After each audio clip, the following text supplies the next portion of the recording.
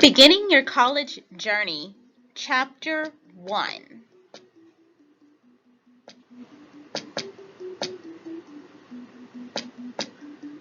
As you begin your college journey, you may feel especially eager or excited, or you might be nervous about the challenges ahead. Whether this is your first time attending college or you're coming back after a break, recognize that the transitions to college is a big one. Today, we'll explore how to navigate a new college culture and expectations, as well as taking the steps to begin carving out your place in the college.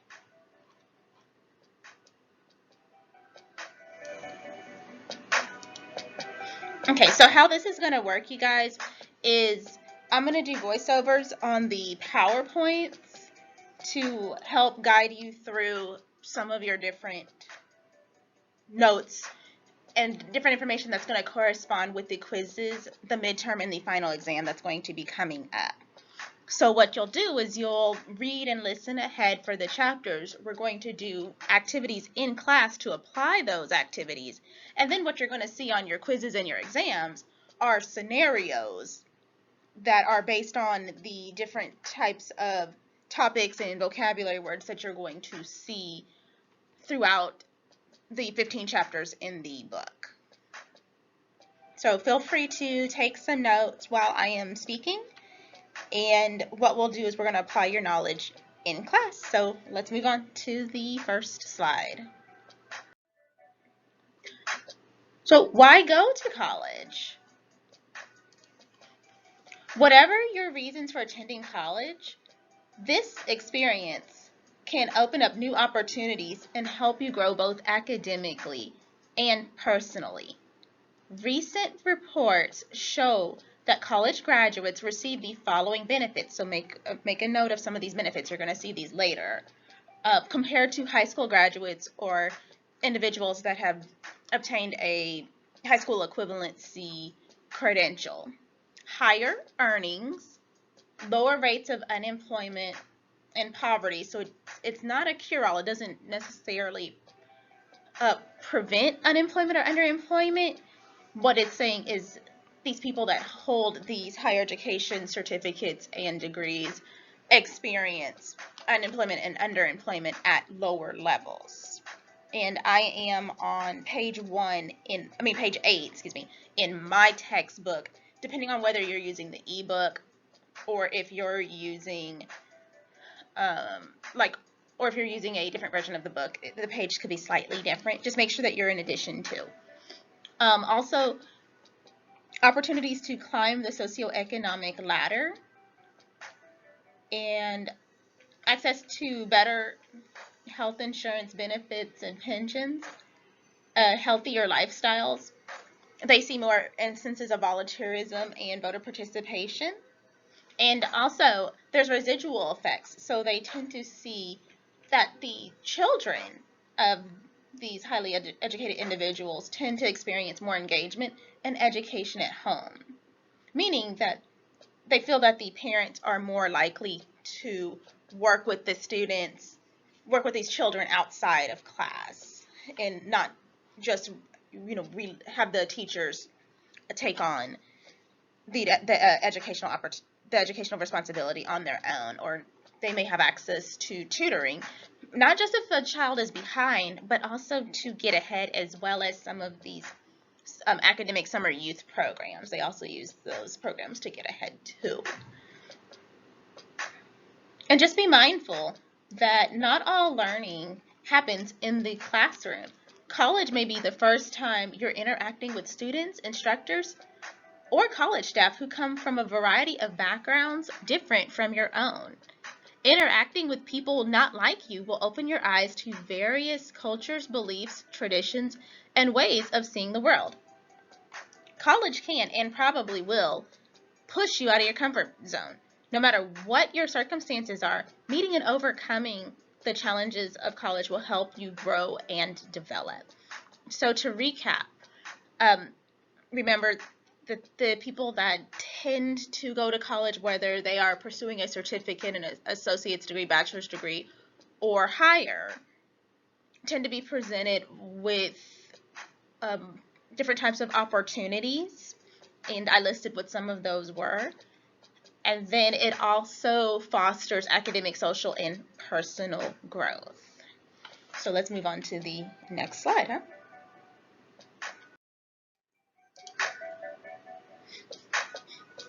Okay, so we put together just a couple of talking points here for you guys to help give you an idea of and kind of expand on some of these other different types of opportunities. So use this list as a guide to take advantage of opportunities you will experience in college in all these different areas. So we're talking about academic, social, and personal growth. So what's recommended is that you take courses in new and challenging subjects. So when you transfer to the university level, you will see some additional course offerings. So for example, I was able to take different types of history courses. So, I'm a nerd. I love history. You will catch me at any time watching PBS, KERA, the History Channel, A&E, Nat Geo. If there's a documentary on, chances are I'm watching it. So in that instance, what I was able to do is, rather than just settling for taking regular United States history, which U.S. History 1 is kind of like 8th grade U.S. History that I took when I was in high school in Arlington. Well, no, 8th grade, excuse me, in middle school in Arlington. And History 2 that starts, past the Civil War and Reconstruction and comes up to modern times. That portion was the equivalent of what I studied in 11th grade in high school.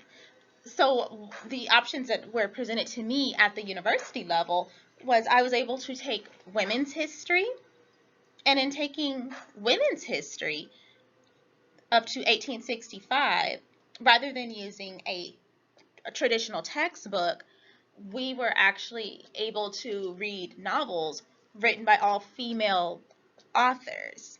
And it was very interesting to see and compare what we had been taught at that time versus what these ladies from various backgrounds, various socioeconomic statuses, various ethnic backgrounds, all had to say. And then I was also able to take Latin American history, and I took African American history. And even for U.S. history, my professor had us purchase 3 textbooks. Yeah, I know it cost an arm and a leg to do it, but we had one written by a Native American author, one written by an author of European descent, and one written by an author of African American descent. So each lesson, we had to read a chapter from each book. It covered the same exact time frame, but what each author had to say based on their vantage point and their point of view was completely different. And the result was, I was able to receive a panoramic view of what was going on during that time period, whether we are talking about colonial times, the Civil War, Reconstruction, or coming up into, World War I, World War II, up to modern times. So that's what they mean by some of those different types of opportunities that you can take advantage of. You get to experience diversity, so you get to meet people from literally all over the world. And that was probably the most fascinating thing to me, getting to sit in class with people from, we had plenty of people from, England, the Netherlands. I know there was a young lady from New Zealand that was in one of my classes, just all over the world. And you were also able to take advantage of these opportunities to go to these places. So I have friends that studied abroad in Hong Kong, in Italy, in Prague, which is in the Czech Republic, in Dubai. All these different opportunities were presented to them. And with some of these larger universities, they have partnerships with the major universities in these respective countries. And what my friends were able to do is they were able to actually go and study at these other institutions for a summer or for an entire semester, some cases half a year. and they paid the exact same tuition price. They already had agreements with these other universities outside the United States. They just had to get there. That was it. So, yeah, take advantage of these types of opportunities that may present themselves to you in the future.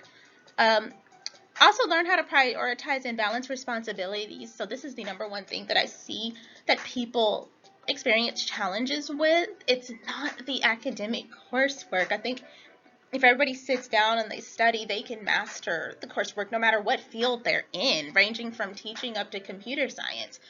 What it is the work-life balance that I see people struggle with. So it's, how do I work my job, whether I'm part-time or if I'm full-time or I'm working 2 jobs? How, like in my case, I worked 3 jobs at one point. How do I be the best significant other I can be, and how do we go about figuring out that balance of power within our household? That's something that needs to be discussed in person up front. What's the responsibility with children? So whether they're your children, nieces and nephews, younger siblings, that's another thing. I know some people are caregivers for their younger siblings, grandparents, or aging parents. How is that going to work with your school responsibilities? Because you have to not only balance actually physically getting here, but then you need to factor in the study time as well. And we're going to discuss what that ratio is going to look like in class. So it's basically, how do I be super at everything? And does that concept really exist? Can I be super at everything? Or do I have to pick my battles? Master financial decision making and budgeting. So this is a giant soapbox for me. You're probably going to feel like, oh gosh, Professor Davis turned this class into some sort of financial education course. Here's where I stand on that. And I'm trying to see. One of the things that I believe with financial decision making is most of you guys are here to try to advance, within your respective industries. If you're already working, you're trying to break into an industry. You could be trying to get promoted within your industry because maybe you've hit a plateau and you can't move up anymore. Or you're changing your career and you're trying to figure out what does the next chapter of your life look like. So the way I see it is, especially if you're in a situation where you're living on a fixed income, and in some cases maybe paycheck to paycheck, and you're having difficulty budgeting and making ends meet with, making, I don't know, $10 an hour. I'm just going to use that as an example because I made that like right when I graduated. Yay, you can't survive off of that all the way. That's why I had more than one job.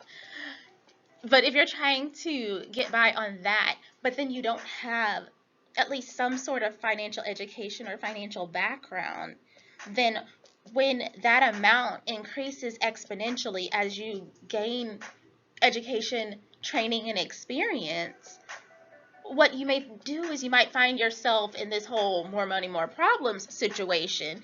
And what happens is these bills start to get larger, and it's like, okay, well, I struggled paying my rent 10 years ago. Well, now I'm making 4 times the amount I was making then, but now I have a house, but the ratio, that debt to income ratio, hasn't come down, and I'm still in that same position I was in 10 years ago. Does that make sense? So the idea is to try to break that cycle and help equip you with tools so you don't find yourself in that type of situation. Because for me, that is part of what's going to be required in the education, and if we have not addressed that part, then we have not fully done our job.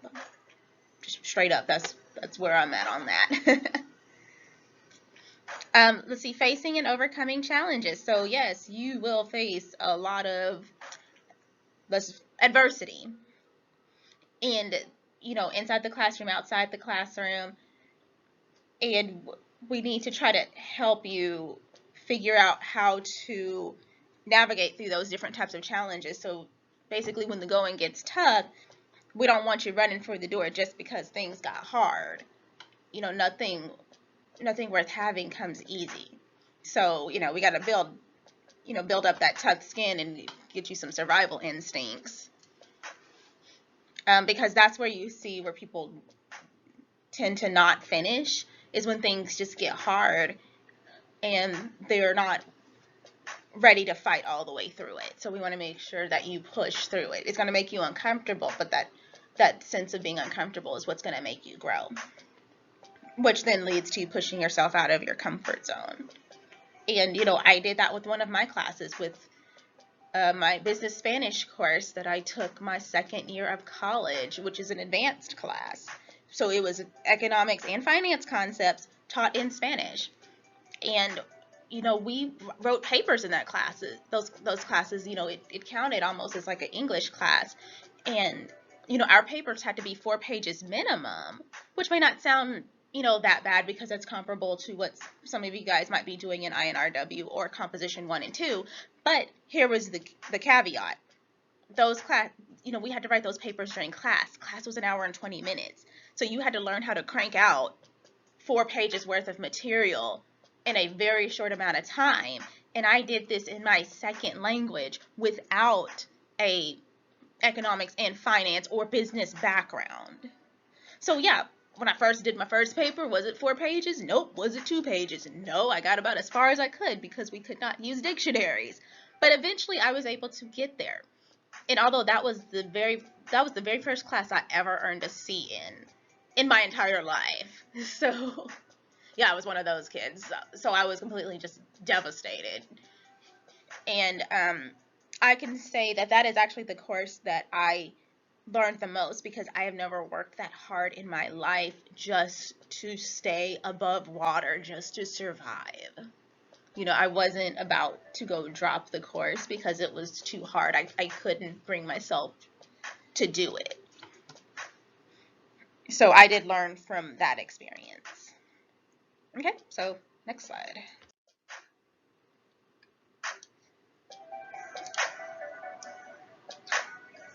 Navigating a new college culture. Your new college culture has specific expectations which will be readily apparent, and others of which won't become apparent until weeks or months later. Adjusting to these expectations is part of being a successful college student. Every college has certain academic expectations. Finding out what grading system is used, how to calculate GPA, pass-fail policies, and withdrawal policies by looking at the student handbook or academic website. So that has to do with like the attendance policies, the drop 6 rule that follows you not only here but throughout your entire college career. So even when you transfer, that still stays in place. And just learning about academic expectations will help you understand how to fulfill requirements, including your majors and minors. To do well in college, you will need to take your personal responsibilities, take personal responsibility and take initiative. So you're going to have to be proactive about things. While this is expected, it isn't always explicit. For instance, you're expected to be an active learner, and that's a big buzzword. You will hear that a lot. That is that's a big push, a big initiative that TCC is really pushing for. And where was I at?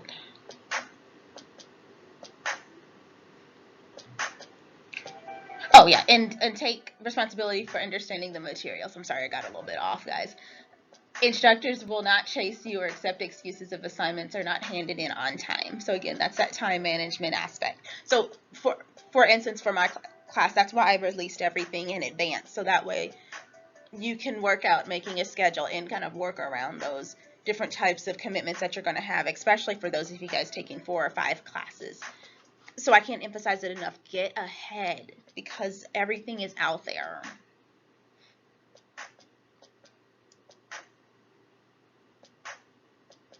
Okay, and then you will probably have your own personal expectations on top of your institution's academic expectations. Some of these may be related to how well you'd like to do academically, or what major you want to pursue. Some may be related to how you spend your time outside of class. So write down your personal expectations, and these expectations will form the basis of your academic and personal goals. So you're going to see this in the mission statement paper that you guys are going to be working on for me. So with that said, where you're selecting your major, which is your primary area of study, or your minor, which can be a secondary area of study for you, but you're going to see that on a quiz as well. So make sure you know the difference between major and minor. You want to be mindful of what those different academic expectations are going to be. So what I mean by that is just because TCC's GPA requirement to graduate may be a 2.0 for your prospective programs, to get into an area university, the cutoff score might actually be higher. And sometimes they may have a cut score just to get in the door, but then for your program, the score may be even higher. So what I've seen is TCC may require a 2.0 to get out. UTA might require a 2.5 just to get into UT Arlington. But, you might be majoring in engineering, computer science, business, some of these top really rigorous programs, and your GPA requirement to get into those programs might be well over a 3, if not a 3.5 or higher. So you want to make sure that you're prepared ahead of time and you're not caught off guard. And yes, that has happened at the institution I went to. I went to the University of Texas at Austin, where people were accepted into the university but denied admission into the actual program they wanted to study because their GPAs were not high enough, or they did not meet the other minimum requirements. And in my case, UT looked at GPA requirements, they looked at our class ranks, and they looked at the essays that we wrote. I had to write 6 essays over the course of Thanksgiving break in 2002 just to get in there in 2003. It had to be done that far in advance. So again, this was November 2002, so I could get admission for August of 2003. It's not something that can be done in 2 weeks. The universities, they have too many people, so it does take a lot of advanced planning. You really do have to kind of know where you're going and what you want to do. Okay, so you may start college knowing what you want to study, or you may not know yet, which is fine. That's why you're here, so we're going to help you narrow down what you'd like to do. And either way, just kind of keep an open mind and be flexible. You may end up really liking a subject you didn't expect to and going in a completely different direction than you had planned. So that actually happened to me, where I chose my original field of study. I chose engineering because I actually do really like math and science, but I chose biomedical engineering of all things, which is crazy intense, because I was trying to one-up somebody else that chose aerospace, and they work for NASA now. So I was like, well, I beat that. Let me see what I can come up with. And that's what I came up with, but I had no passion for it. As far as the sciences, I'm a physics person, so that's kind of what I like. And by the time I actually got into UT, I had completely switched to psychology, which is not even within the same college. Engineering was the College of Engineering, psychology is under the College of Liberal Arts. And UT actually required us to choose a minor. And at that time, when I was in there from 2003 to 2007, they required all of us to study 2 years of a language or test out of it and show proficiency. Didn't matter what your major was, you needed to know 2 years of some language. You needed to pick something. And during the course of me taking these Spanish classes to get the minor, when it was all said and done, I was like, well, you know what? I might as well commit and finish it out. It's only a couple more classes. So I actually flip-flopped it. And I ended up majoring in Spanish language teaching and minoring in what's called Applied Learning and Development, where I took a bunch of courses listed under educational psychology. So that's where my bilingual education courses came from, my special education courses, so I could learn about special learning needs, and my ESL, my English language, my second language acquisition courses came from. So, you never know. It just kind of presented itself that way. I was really inspired by the professors that I had. So you'll likely encounter many types of social experience during your first few months in college, eventually figure out where you're most comfortable. This may take some time, but keep pushing to find the right social life that feels right for you. Your personal time outside of class and studying is precious. You will have other obligations such as a job or family needs. This is especially true for, these classes that I teach. I teach at night, I teach on the weekends. This is true. So be deliberate then about spending your personal time, as it's going to likely to be limited, and the more intense your coursework gets, the more precious that time is going to become, because you're going to find yourself having to do a lot more studying.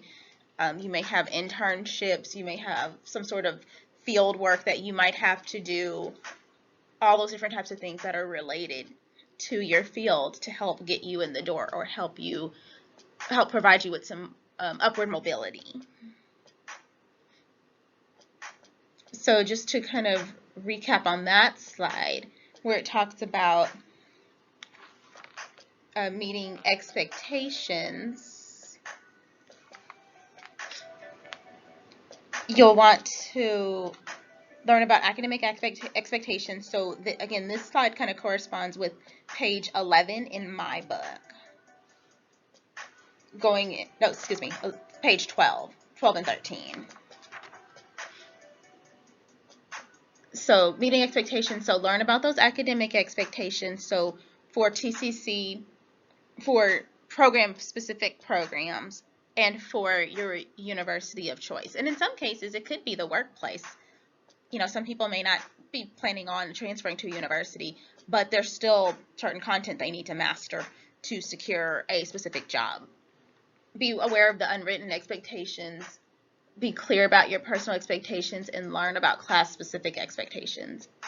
And then it talks about how you find your place in college and how do you it's basically about balance. Okay, so let's move on to the next slide here.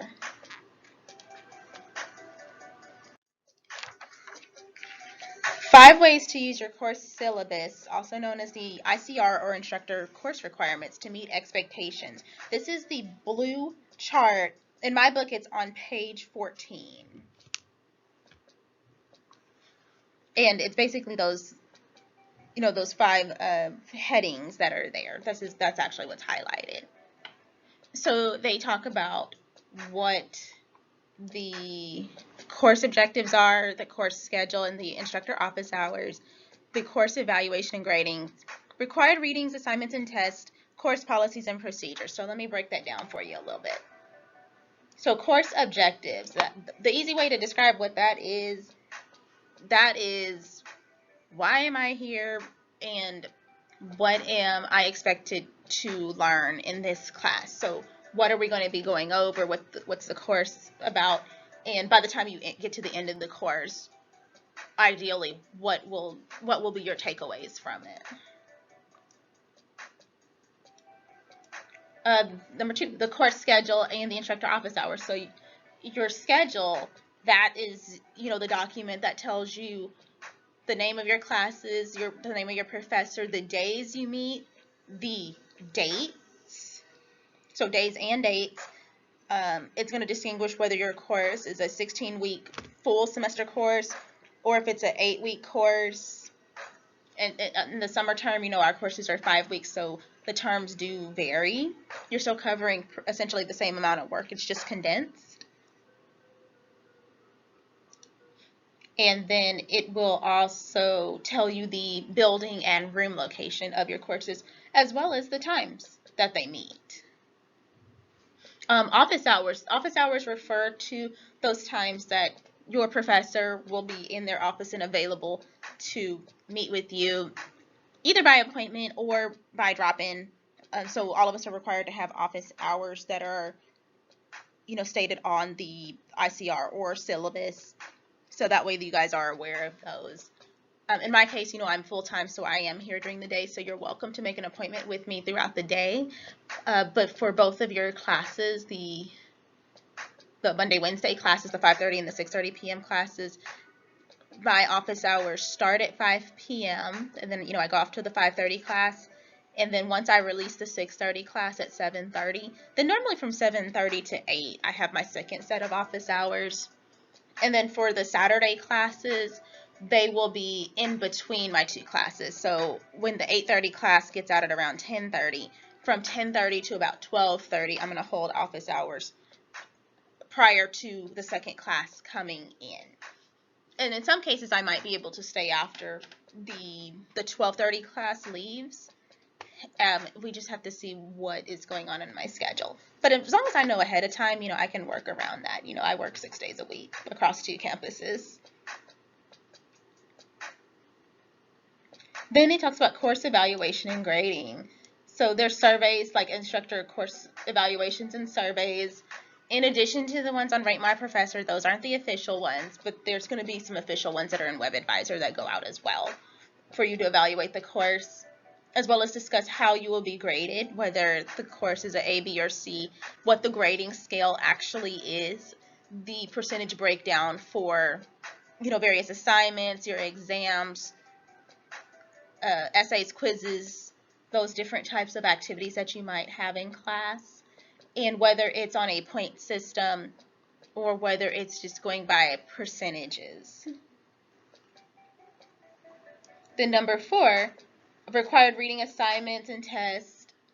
So just remember to check your syllabus frequently, and that will help you keep on top of any assignments when they're due, and when they're available, because in some cases, especially if you're taking an online class, sometimes the assignments might be available a few days in advance where you can get in there. So a pro tip that I have here is I would write down when the assignment opens and when it's due. And after you do the first one, you want to block off that time on your calendar, whether you're using an electronic calendar on your phone or if you're using a day planner, about how much time you think that you're going to need to complete the assignment. So that way it doesn't shut off on you, because a lot of times if you're not finished, it's going to just submit and grade whatever you've done, and you don't want that.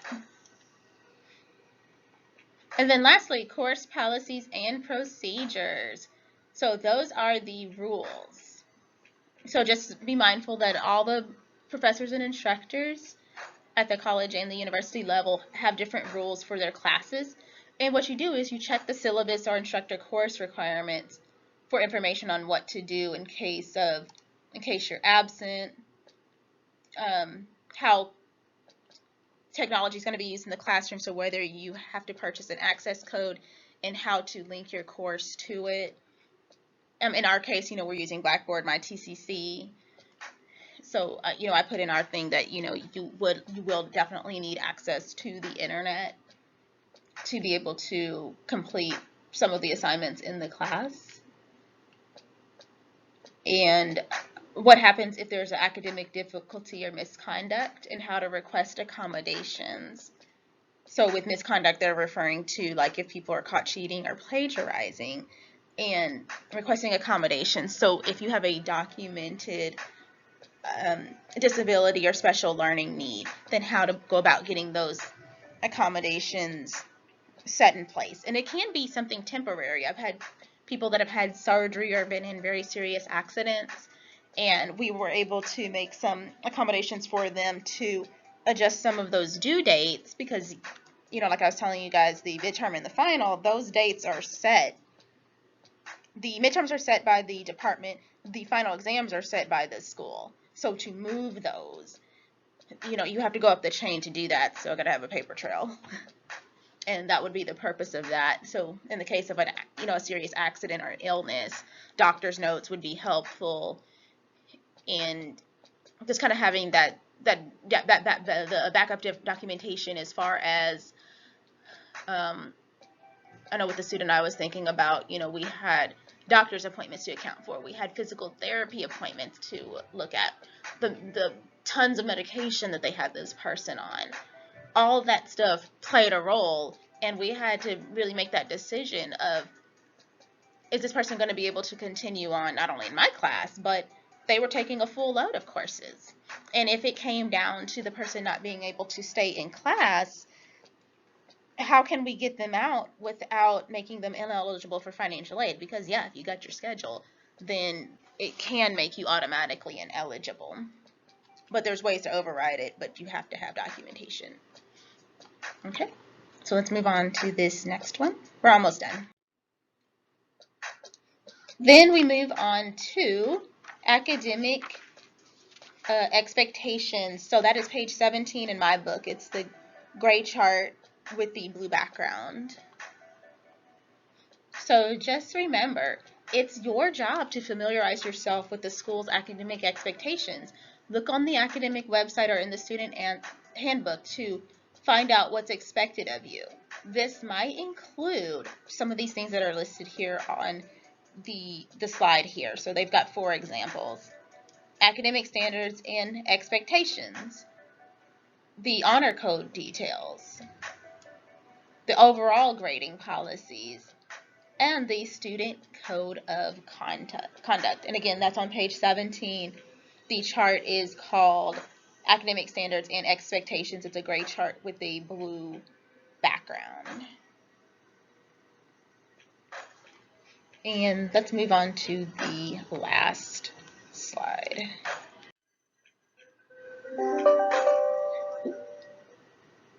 Okay.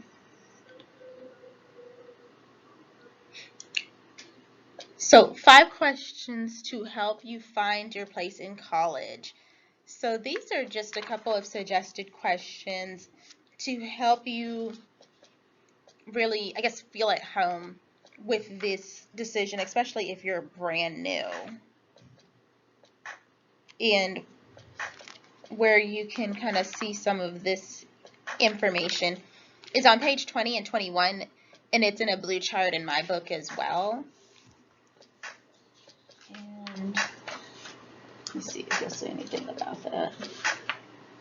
Yeah, most of your questions on your quiz are going to kind of be about how to read the syllabus. So there's about 4 questions on that. So make sure you take some time to actually read it and look at those headings.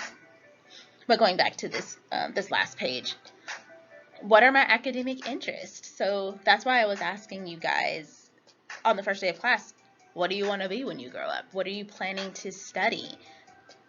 So that way we have a roadmap of where to go. And ideally, we want to pick something that you know that you'll actually enjoy doing that will also pay the bills. And what I've also noticed is a lot of times people know what they want to do. It's just the big question mark is how to get there. What activities, clubs, organizations, or sports do I want to engage in? So in this case, there's various student clubs and organizations that we have here on campus. Some of the clubs are the same across the 6 campuses, and some of them are specific to campuses. So I know a lot of you guys are going back and forth. I know this is a commuter campus where you can't actually stay here like where I had the opportunity to be able to live on campus at my institution. But this is what's going to help you not only feel connected to the campus, but it can also provide some actual tangible benefits. So it's your opportunity to network, because you never know what people do outside of class. We do have people that own businesses and, work for major employers within the area. So you want to make sure that you connect with these like-minded individuals. And also some of the organizations can provide you with job experience that you can place on your resume. So in my case, I was an officer for the Student Event Center at my university. And remember, I worked 2 or 3 jobs, and I was a full-time student. I took 4 to 5 classes every single semester, plus summer school at UT. But I still made a point to try to get involved as well. With the Student Event Center, we were the ones who planned all the events for the universities. So we weren't just the event staff people. We actually came up with the ideas. We drew up the contracts. We set up the, let me see, I'm trying to remember. I remember I was in charge of the green rooms and the dressing rooms for a concert that we hosted.